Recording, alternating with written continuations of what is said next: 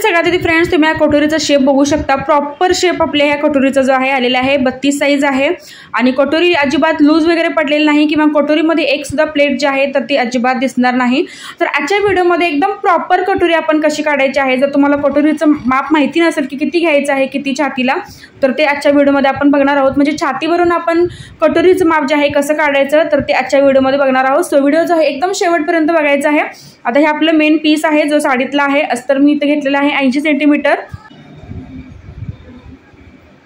आता सगळ्यात आधी आपल्या ब्लाऊजची पूर्ण उंची घ्यायची आहे। तर आता ब्लाऊजची पूर्ण उंची जी आहे 12 इंच होती, त्याच्यामध्ये आपण 1 इंच मार्जिन ॲड करून पूर्ण उंची जी आहे तर ते आपण 13 इंच घ्यायची आहे। जर तुमची हाईट जास्त असेल तर तुम्ही पूर्ण उंचीमध्ये कमी जास्त ठेवू शकता।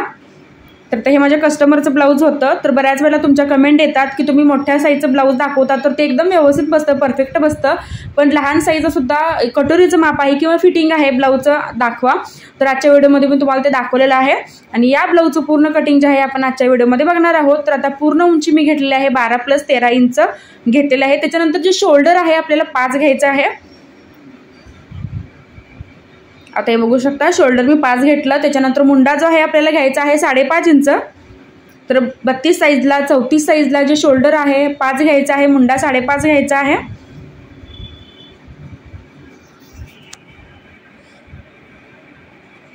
आता छातीचं जे माप आहे आपल्याला सगळ्यात इथे टाकायचं आहे 8 इंच। प्रॉपर माप आपल्याला 8 इंच टाकायचं आहे।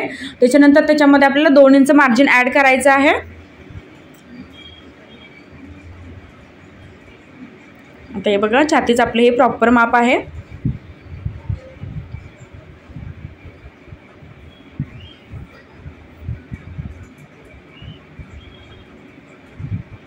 त्याच्यानंतर 2 इंच आपण एक्स्ट्रा मार्जिन ॲड करून घेतलं।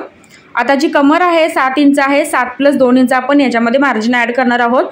जितकं आपण छातीमध्ये कमरेमध्ये मार्जिन घेतो तितकंच आपल्याला हात रुंदीमध्ये सुद्धा मार्जिन घ्यायचं आहे, तरच आपली जी शिलाईची टीप आहे सरळ येते, नसेल तर व्यवस्थित येत नाही। जर तुम्ही छातीमध्ये आणि कमरेमध्ये जर 1.5 इंच घेतला तर हात रुंदीमध्ये सुद्धा आपल्याला 1.5 इंचच मार्जिन घ्यायचं आहे। आणि जर तुम्ही छातीमध्ये आणि कमरेमध्ये 2-2 इंच मार्जिन ॲड केलात तर हात रुंदीमध्ये सुद्धा तुम्हाला 2-2 इंच जे मार्जिन आहे ॲड करायला हवं। तर आता हे बघा छाती आणि कमर जे आहे मी जोडून घेतलेले आहे। त्याच्यानंतर फ्रंट मुंड्याचा जो शेप आहे आपल्याला द्यायचा आहे 1 इंचावरती। बॅक मुंड्याचा जो शेप आहे आपल्याला द्यायचा आहे 1.5 इंचावरती। आणि जिथं आपण 8 इंच प्रॉपर माप घेतलं होतं तर तिथंपर्यंतच आपला जो मुंड्याचा शेप आहे तर तो स्टॉप करायचा आहे। त्याच्या पुढे आपल्याला शेप घ्यायचा नाही, कारण ते जे 2 इंच एक्स्ट्रा मार्जिन असतं तर ते आपल्या फिटिंगचं मार्जिन असतं। तर जर आपण मुंड्याचा जो शेप आहे एकदम पुढे घेतला तर फिटिंगच्या वेळी आपल्याला प्रॉब्लेम होऊ शकतो। तर त्यामुळे मुंड्याचा शेप आपण अशा प्रकारे द्यायचा आहे। आता जी गळा रुंदी आहे तर तुम्ही 2.25 इंच घेतलेली आहे, पण तुम्हाला जी गळ्याची रुंदी आहे तर ती कमी हवी असेल तर तुम्ही 2 इंच सुद्धा घेऊ शकता। आता इथं गळा रुंदी मी 2.25 इंच घेतली। पुढचा जो गळा आहे तर तो मी घेणार आहे 6 इंच।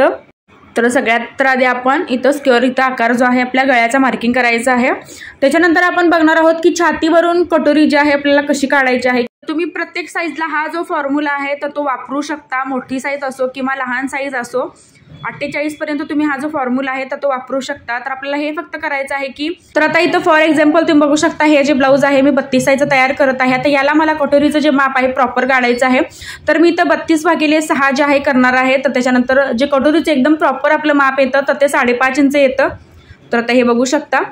तर अशाच पद्धतीने तुम्ही मोठ्या साईजचं सुद्धा माप जे आहे आपल्याला तुम्ही काढू शकता। आता हे बघा, जर तुम्हाला मोठ्या साईजचं माप काढायचं असेल तर 40/6 किंवा 42/6 किंवा तुम्हाला जर कमी माप पाहिजे असेल म्हणजे 30/6 तुम्ही करायचं आहे। जर तुम्हाला लहान मापासाठी जर कटोरीचं माप पाहिजे असेल, जर तुम्हाला कटोरीचं माप हवं असेल तर तुम्ही जे तुमचं माप आहे त्याच्यामध्ये 6 करायचं आहे। बरोबर जे माप येतं ते तुमचं प्रॉपर कटोरीचं जे माप आहे तर ते असणार आहे। आता इथं मी घेतलेली आहे क्रॉसपट्टी मी 2.5 आणि 2 इंच घेतली। तर पहिल्यांदा तर मी स्ट्रेट लाईन इथं मार्किंग करून घेतली। त्याच्यानंतर वरती जो आहे मी थोडासा इथं राऊंड शेप दिलेला आहे क्रॉसपट्टीला, कारण घातल्यानंतर सुद्धा या क्रॉसपट्टीचा जो शेप आहे एकदम छान येतो, थोडासा आपण कर्व शेप दिल्यामुळे। आता इथं बघू शकता 32/6 मी केलं होतं, 5.5 आपलं माप जे आहे कटोरीचं आलेलं आहे। त्याच्यानंतर कटोरी जी आहे मी 5.5 इंचावरती अशी मार्किंग केली। गळ्याच्या खालून वरती आपण 1 इंच घेतलं। 2 इथं आपल्याला रेषा मारायच्या आहेत, एक स्ट्रेट लाईन आखायची आहे, त्याच्यानंतर एक क्रॉसमध्ये लाईन इथं मार्किंग करायची आहे आणि फक्त आपल्याला सेंटरला एकदम सिंपल असा इथं कर्व शेप द्यायचा आहे। एकदम आपला प्रॉपर शेप निघतो कटोरीचा। तर ही एकदम सोपी पद्धत आहे, तुम्हाला अंदाजे सुद्धा कटोरीचा जो शेप आहे द्यायची गरज नाही जर तुम्ही अशा पद्धतीने जर कटोरी काढलात तर परत एकदा मी तुम्हाला सांगते, क्रॉस पट्टीवरती आपण काय करायचं आहे, 5.5 इंच माप घेतलं कटोरीचं, त्याच्यानंतर त्याच्यावरती आपण एक स्ट्रेट लाईन मार्किंग केली, गळ्याला आपण खालून वरती 1 इंच मार्किंग केले, त्याच्यानंतर त्याच्यावरती आपण एक क्रॉसमध्ये एक लाईन मार्किंग करून घेतली आणि मग सिंपल असा जो कटोरीचा आपण आकार आहे तर तो दिलेला आहे। आता हे बघा, फ्रंट आणि बॅक जो आहे आपण सेपरेट करून घ्यायचा आहे। गळ्याच्या दोन्ही साईडला मी कट्स दिलेले आहेत।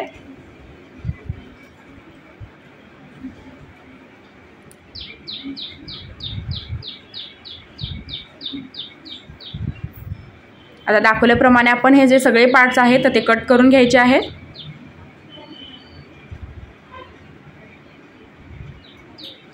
तर फ्रंट मुंड्याचा सुद्धा आपण हा शेप जो आहे न विस्तारता कट करायचा आहे। आता सगळ्यात आधी आपण अस्तरवरती हे जी कटिंग आहे तर ते करणार आहोत।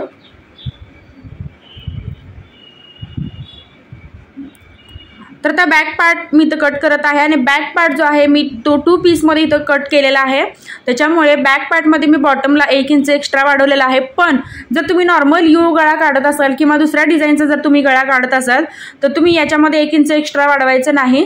तर हा 2 पीसमध्ये जो बॅक पार्ट आहे मी बनवलेला आहे, त्याच्यामुळे एक्स्ट्रा मार्जिनसाठी मी खाली 1 इंच घेतलेला आहे। पण जर तुम्ही नॉर्मल गोल गळा किंवा व्ही शेपमध्ये जर गळा बनवत असाल तर तुम्ही एक्स्ट्रा मार्जिन घ्यायची काही गरज नाही। जसा आपला पेपर कटिंग आपण केलेला आहे तोच ठेवून इथं कट करायचा आहे। आता मी सगळ्यात आधी बॅक पार्ट इथं कट करून घेतला, त्याच्यानंतर आपला हा जो मुंडा आहे तर तो इथं कट करून घ्यायचा आहे। तर अशा पद्धतीने आपण ठेवायचा आहे। तर बॅक पार्टमध्ये, मुंड्यामध्ये आणि स्लीव्जमध्ये आपल्याला कोणतंच एक्स्ट्रा मार्जिन जे आहे वाढवून घ्यायचं नाही। फक्त एक्स्ट्रा मार्जिन जे आहे आपण कटोरीमध्ये वाढवायचं आहे आणि क्रॉस पट्टीमध्ये वाढवायचं आहे। कटोरी पण आपण कागदावरती वाढवलेली नाही, डायरेक्ट ती अस्तरवरती वाढवणार आहोत आणि तेही क्रॉसमध्येच आपल्याला जी कटोरी आहे तर ते ठेवायची आहे, तरच याचं फिनिशिंग जे आहे खूप छान येतं। जर तुम्ही सरळच ठेवून काढला तर कटोरी एकदम चपटी बसते, व्यवस्थित शेप धरत नाही। तर त्यामुळे आपल्याला लक्षात ठेवायचं आहे की आपण जरी पेपरावरती जरी कटोरी आपण मार्किंग वाढवून काढली तरी ती अस्तरवरती ठेवताना ती क्रॉसमध्येच ठेवायला हवी। तर आता हे बघा, कटोरी जी आहे मी अस्तरवरती डायरेक्टली वाढवत आहे आणि अशी क्रॉसमध्येच आपल्याला ठेवायची आहे। सगळ्यात आधी आपण आहे तसं हे मार्किंग करून घ्यायचं, त्याच्यानंतर दोन्ही साईडला आपण 1.5 इंच घ्यायचं आहे। मधला जो आपण टक्स देतो तो 1.5 इंचाचा घेतो, त्याच्यामुळे दोन्ही साईडला आपण 1.5 इंच घेतलं, त्याच्यानंतर अर्धा इंच मी घेतलेला आहे सेंटरला आणि असा शेप जो आहे कटोरीला दिलेला आहे। तर हे लहान माप आहे त्यामुळे मी सेंटरला खाली अर्धा इंच दिलेला आहे, मोठ्या मापाला मी 1.5 इंच घेत असतो। त्याच्यानंतर जी क्रॉस पट्टी आहे तर मी ते डबल काढत आहे अस्तरवरती। आता हे वरच्या साईडला आपण अर्धा इंच एक्स्ट्रा वाढवून द्यायचं आहे शिलाई मार्जिनसाठी। आता आपलं हे जे कटिंग आहे पूर्ण कंप्लीट झालेलं आहे अस्तरवरती। तर आता आपण मेन कापडावरती हे जे सगळे पार्ट आहेत तर ते ठेवून कट करायचे आहेत।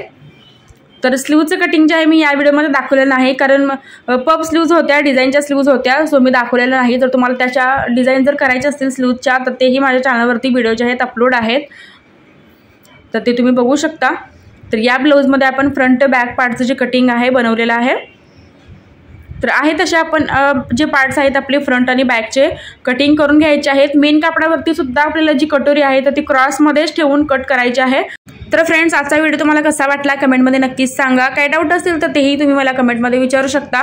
चॅनलवरती जर तुम्ही माझ्या नवीन असाल तर सबस्क्राईब नक्की करा, सोबत बेल आयकॉनलाही क्लिक करा, जेणेकरून जो व्हिडिओ मी अपलोड करेल त्याची नोटिफिकेशन सगळ्यात येते तुमच्याकडे येईल। आणि व्हिडिओ शेवटपर्यंत बघितल्याबद्दल अगदी मनापासून धन्यवाद।